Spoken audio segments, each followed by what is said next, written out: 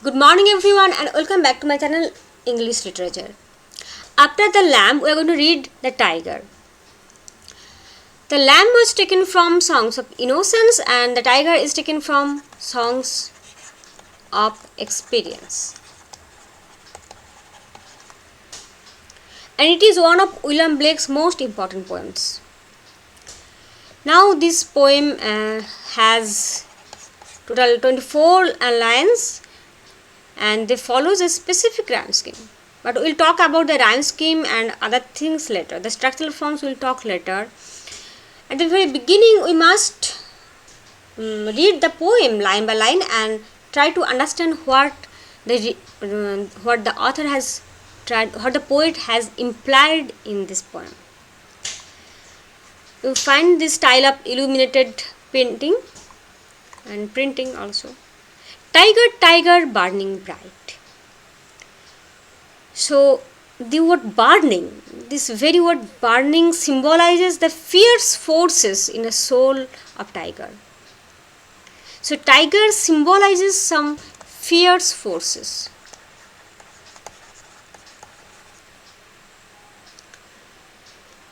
In the forest of the night.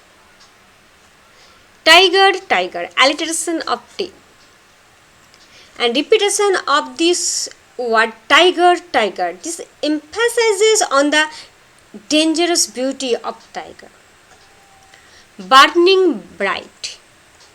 Alliteration of B. Plosive sound B. Burning.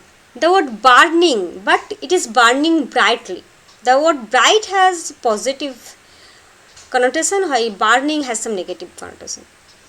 Now burning bright, it refers to the burning eyes of the tiger.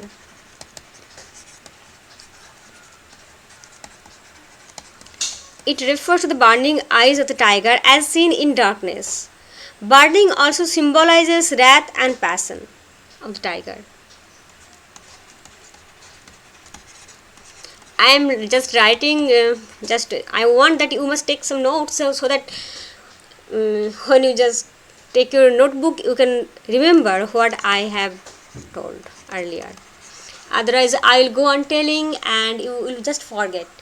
Take a notebook and whatever I am telling you, whatever I am writing, just try to take the notes. So when you have not to go for the video again, and you can just take your notebook and you can find the poem and the analysis there, and it will help you to read the poem. You happen to go for the video again and again for what I have to check what I have said. If you take these notes that I am writing here, you can remember what I have said and this information for you there. So burning eyes of the tiger is referred to here, and these eyes you can see in the darkness. Burning also symbolizes wrath and passion of the tiger. Now, in the forest of the night. Forest of the night. Night, and here I find bright. So, these two words, night and bright, they stands in sharp contrast.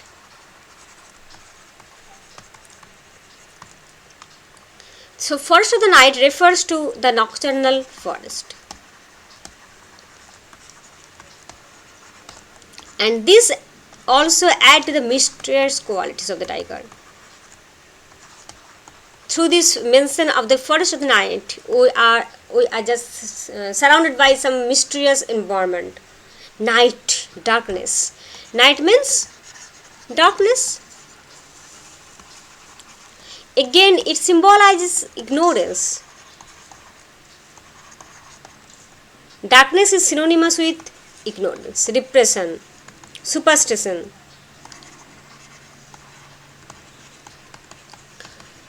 So, though the tiger's eyes are burning bright, but the tapestry, what the backdrop, whatever you say, the tapestry, what those eyes are burning is not daytime. It is night, and night represents repression, ignorance, superstition, all the bleak and dark qualities. What immortal hand or eye could frame thy fearful symmetry? Now there we find the question. In the lamb we find a little child is questioning, little lamb, who made thee? So the question start at the very beginning of the poem. But here we find Tyger, the address is beginning. The question we just start. What immortal hand or eye could frame thy fearful symmetry? The speaker is wondering. The speaker is wondering about the creator's idea of the tiger before he, means the creator, fashioned it, designed it. So what was the idea that stimulated the speaker to make such ferocious animal? So immortal hand or eye, this phrase refers to God. Godly hand, godly eyes, refers to God, direct reference to God. The speaker is asking about the nature of God, that what type of God is he? What type of God is he who can make such deadly creature? So this is his question. Who can make so beautiful yet terrible creature? Could frame thy fearful symmetry. Frame, fearful, alliteration of F. Now, this question could frame the central concern of the poem. How can God can design such fearful animal? Fearful symmetry, this is oxymoron. Two contradictory ideas are juxtaposed, dreadful yet well proportioned.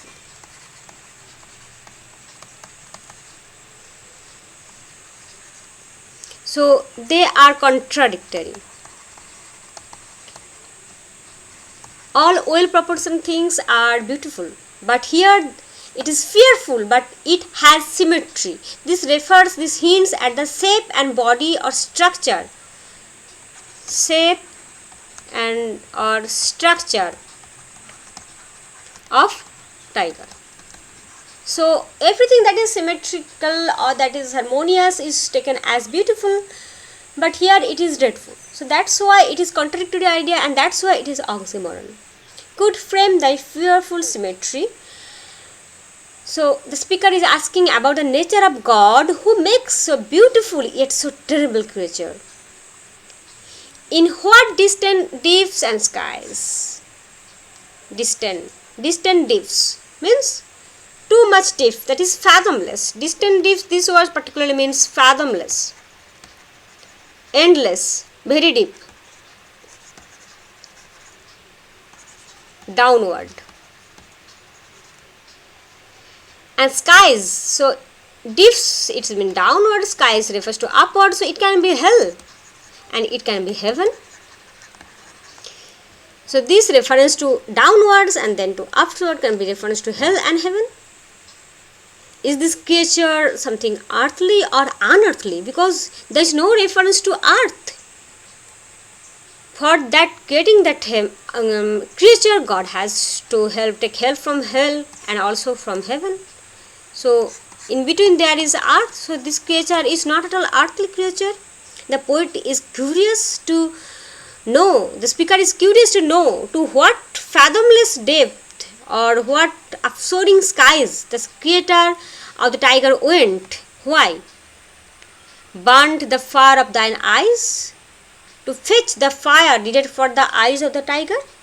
So to how much fathomless depth and upsoaring skies the creator has to travel to fetch the fire needed for the eyes of the tiger.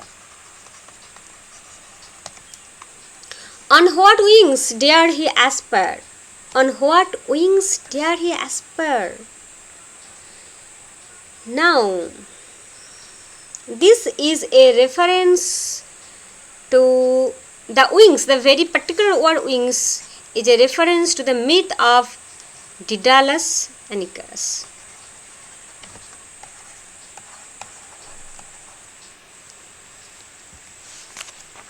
Daedalus and his son Icarus.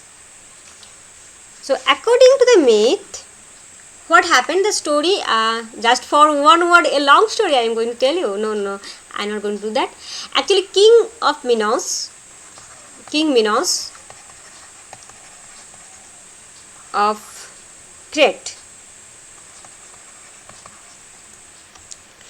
King Minos of Crete make a labyrinth.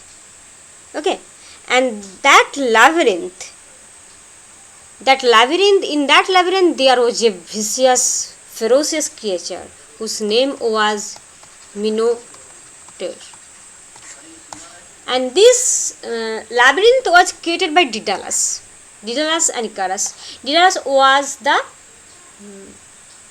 inventor of that labyrinth. And in the middle of the labyrinth there was the creature. But the creature was safe. There was no problem. The great craftsman, Daedalus was actually a very great craftsman. So he just kept it. But Minos' own daughter betrays him.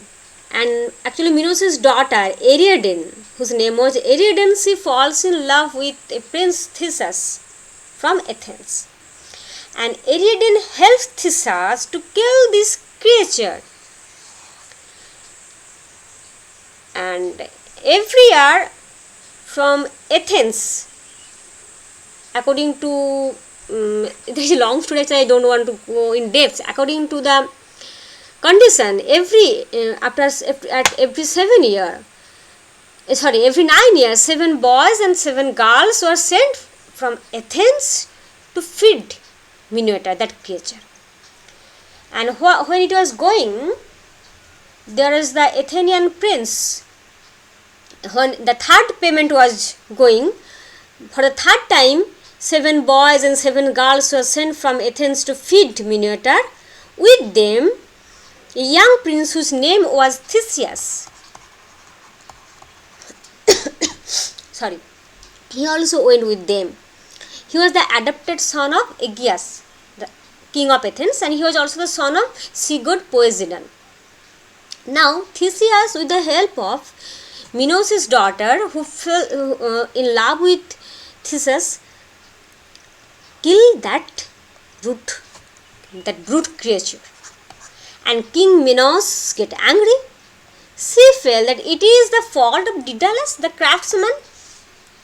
So, being furious, when Theseus succeeded in defeating Minotaur, he put the inventor of the labyrinth, who was the craftsman Daedalus, and his son Icarus into prison.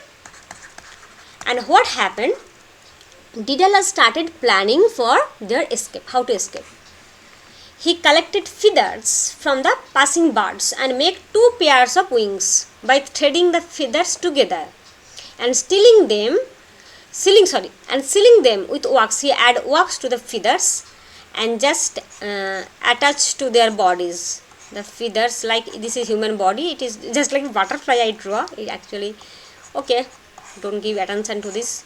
He just attached this with wax, and he and his son Icarus, they escaped from the prison. But what happened? The accident, he told his son not to fly too high and not to fly too low, just to follow me. But Icarus did not listen to him, and he soared upwards, feeling free like a bird, and the sun's heat then melted his wings. When sun's heat melted his wings, Icarus stumbled in the sea and died. So this is the story, and this story of wings comes from this myth. So Blake might have referred to this myth of Icarus and Daedalus. And what wings dared he aspire? Aspire, this word aspire means ambition, aspiration. So who aspired? Icarus. Icarus aspires. Icarus aspires to touch the sun. Icarus aspires to go too close to the sun, and whenever someone aspires and desires and have ambition for what he should not do, there is the fall. As like Macbeth, you can remember, we just recently read Macbeth, that Macbeth's fall or also the vaulting ambition. So the creator is also ambitious to indulge in such job. The creator is also so much ambitious. What the hand dare seize the fire. So again we find another reference to Greek myth. And this is the story of Prometheus.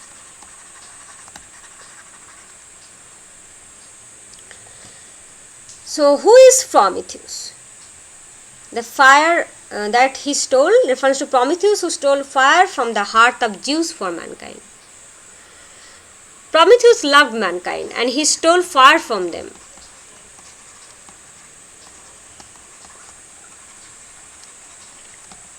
Ignoring Zeus's warning. And for that reason he was punished by Zeus. He was chained onto a rock on Mount Caucasus for eternity and put him into a relentless torture. What was the torture? We all love to hear story. Okay, let's hear a story at least. Torture was that a vicious eagle every day fed on his liver. Every day the eagle came and eat the fresh liver, and the liver would grow up again at night, so that the eagle could happily eat it again the next day. And the torture is going on. The pain, the agony, the scream will go on, continue. And finally Hercules killed the eagle and released Prometheus from this pain. So in these two lines we find two stories, and the story of Daedalus and Icarus and the story of Prometheus. So what the hand dare seize the fire? You will find that this recurrence asking of fire, recurrence use of the word fire, burning, fire. So these words actually refers to the ferocious, vicious character of the tiger, of the creature.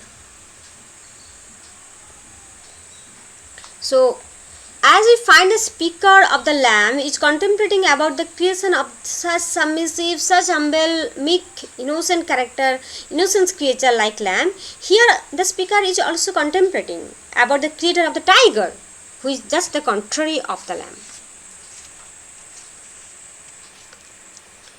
Okay, now next. Okay, and what shoulder and what art could twist the sinews of thy heart, and when thy heart began to beat, what dread hand and what dread feet? So, what shoulder and what art? This is stanza 3. What shoulder, the mention of shoulder, and what art? Art here refers to skill. The formation of the muscle of the tiger's heart. This entailed great physical labor and much long time on the part of the creator. So this reference to such body parts like shoulder, and then you find sinews, and then heart and hand, feet. So all these body parts you find a vivid image. You can find the description vivid. You can visualize the image of making the tiger. The body parts of the tiger is going to made by the creator, as if it is. And again the tools, I will find the name of the tools. Okay, wait. And what shoulder and what art could twist? Twist means just give pressure to just bend something. Creators, all these actually creators process of creation. By pressure you can just bend something. The sinews means muscles. of thy heart. And when thy heart began to beat, it reminds me about Frankenstein.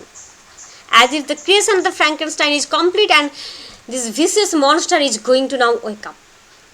And when thy heart began to beat, it refers to the tiger has come into life. The tiger has come into life. Moment of this life. From some dead parts, he is now a living being. What dread hand, what dread feet, what the hammer, what the chain, in what furnace, what the hammer. So, stanza 4. In stanza 3, the speaker is talking, the author is talking, the poet is talking about the body parts of tiger, different body parts of the tiger, and how these body parts are joining together. You can imagine the tiger's hand, tiger's feet, tiger's sinews, tiger's heart. You can just imagine this. And now in stanza 4, it is he is describing the process of and the part of the craftsman.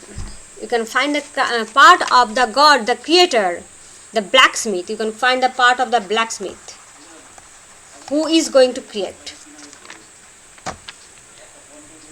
What the hammer, what the chain, in what furnace was thy brain? No one can chain the tiger. Tiger is so ferocious animal, so no one can chain the tiger. But you already know that dread, it is a dreadful creature. You find here 2 times we find the word dread. So this repetition of dread, the speaker is contemplating about the creator of the animal. Dread feet, dread hand. The paws and the legs of the tiger appear dreadful. So this repetition of the word dread actually emphasizes the ferociousness and viciousness of the fearsome creature tiger. He is dreadful creature. Now what hammer, what chain, in what furnace? As he is a dreading creature, as he is a dreadful creature, so it is not just a simple hammer or simple furnace or simple chain can do it. So all these mechanistic imagery, all these tools that brings here this mechanistic imagery. Imagine a creator is hammering. You just imagine it. Again it is vividly visual. These lines is vividly visual. Chain, hammer, furnace. Again you will find the word like anvil. What is anvil? Anvil is actually a block, iron block on which metal is hammered to give a particular shape. In the blacksmith shop you will find that blacksmith always give shape to something on the anvil. Anvil is the block of where metal is hammered to give certain shape. So through this mechanism, use of mechanistic imageries, so the use of these tools, names of these tools, we find the image of a blacksmith at work. The blacksmith is crafting the tiger. And who is that blacksmith here? The blacksmith is God. The blacksmith is crafting the tiger.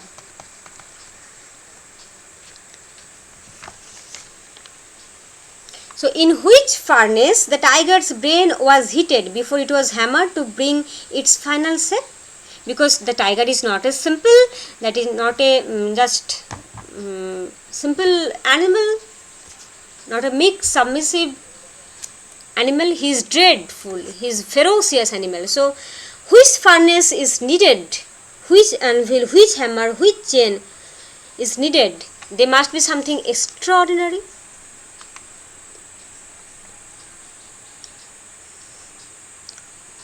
Dread grass. Again we find the word dread. So the use of the word fire and use of the word dread is recurrent here.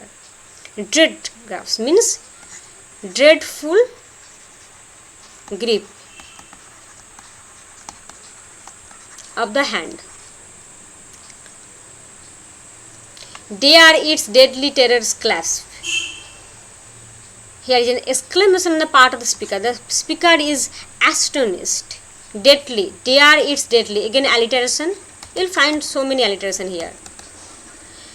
Terror clasps. So it focuses on the creator of the tiger. When the stars threw down the spears. It is stanza 5. The stars actually stands for the angels, particularly fallen angels, who rebel against God. So stars stand for the fallen angels, particularly the rebel angels who rebelled against God, threw down their spears. So this threw down their spears you will find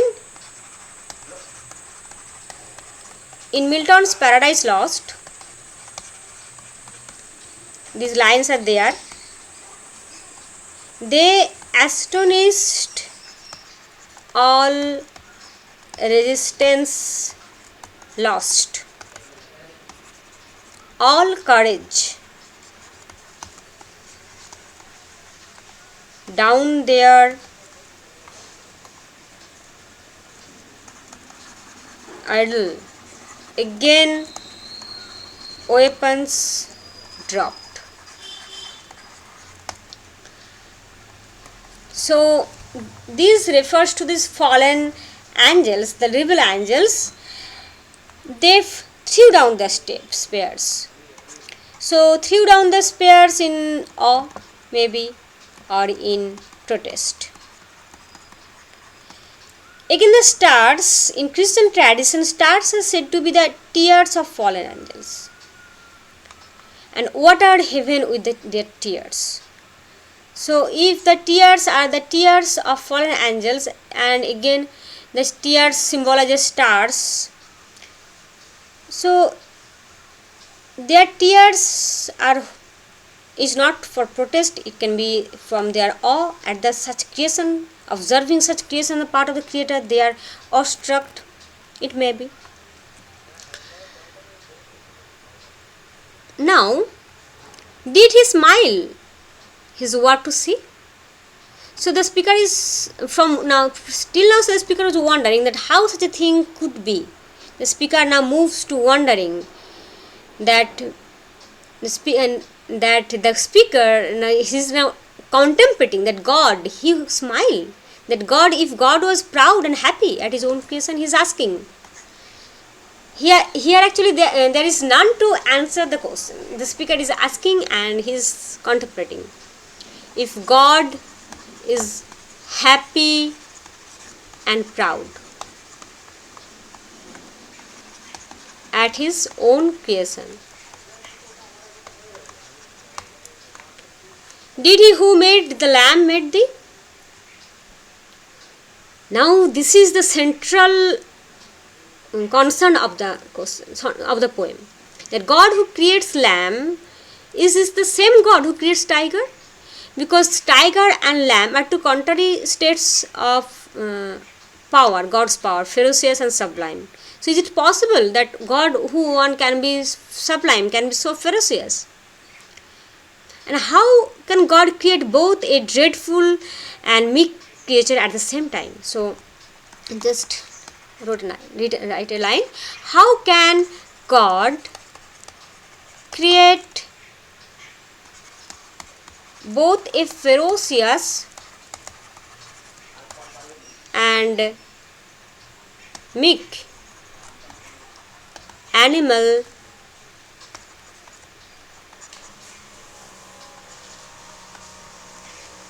at the same time?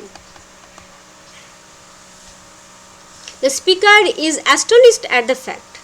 This line actually expresses the wonder, the astonishment on the part of the speaker. The speaker is too much astonished. That God who has created such character like lamb, how can he create such character like tiger? Tiger, tiger burning bright. Now again in stanza 6 we find that stanza 1 is repeated except one word. In Blake's tiger, tiger burning bright, in the forest of the night, what immortal hand or eye dare firm thy fearful symmetry. And what is the exceptional word? That is dare. In the first stanza, you will find that it was could, not dare. So, in Blake's first draft of the poem, Blake used dare in both places, in the first stanza and also in the sixth stanza. But later, he changed it. In the first stanza, he used could, and in the sixth stanza, he used dare. But why? Why he changed? First of all, this repetition of the stanza 1 again in stanza 6, it is a style, you can say, and it also emphasizes on the feature of ferocious nature of Tyger. Now, this repetition, but could, why could and why dare? Now, could reveals wonder on the part of the poet speaker.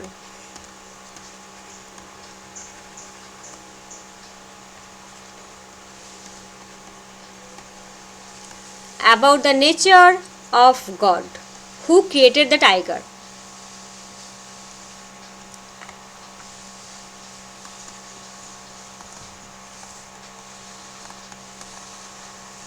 And here dare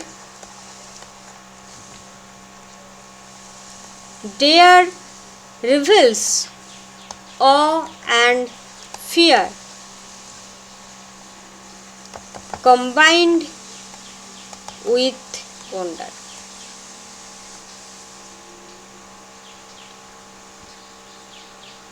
Okay.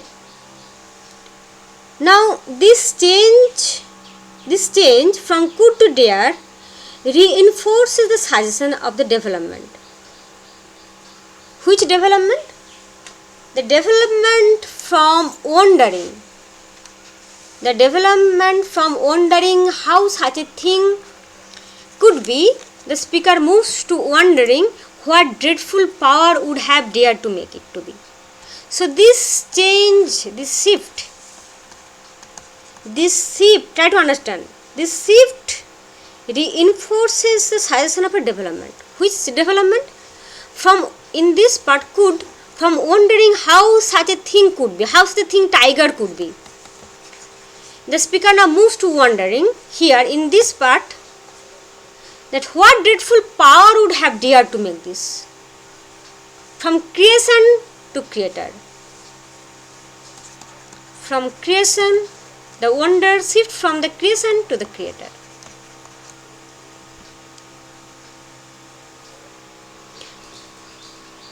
Now, the final stanza is repeated to enforces how impressed the narrator, the speaker is.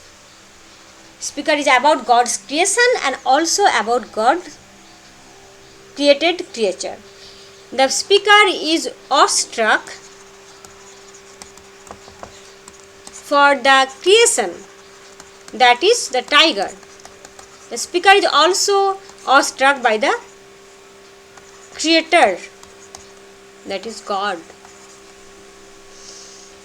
So God who creates lamb and God who creates tiger, they are both.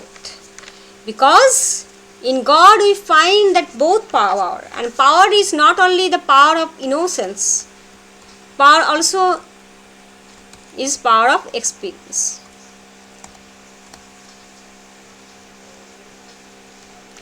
It is not only the power of innocence, it is also the power of experience. Both power are needed for God. Might, strength, and also humbleness and politeness. And as for the rhyme scheme, you will find that these poems 1 and 6 is repeated. This stanza 2, stanza 1 and stanza 6 is repeated. So there is no variation in the rhyme scheme in these two stanzas. Tiger, tiger, burning bright, A. The first of night, A. I, B. Symmetry, C. And again in stanza 2. And from stanza 2 to 5 you will find another rhyme scheme, that is skies A, eyes A, spur B, fire B. So 1 and 6 they are same, so A, C, this is the rhyme scheme, and 2 to 5 you will find A, B, this type of rhyme scheme. Okay, with that today we finish Tiger, and after that we have already talked about lamb and then tiger, and after that we are going to talk about lamb and tiger in comparison, because these two poems are the most important contrary poem written by Blake, and they are too much important, for various competitive exam and also for syllabus. So we are going to take a class on tiger versus lamb match. Okay, thank you for staying with me.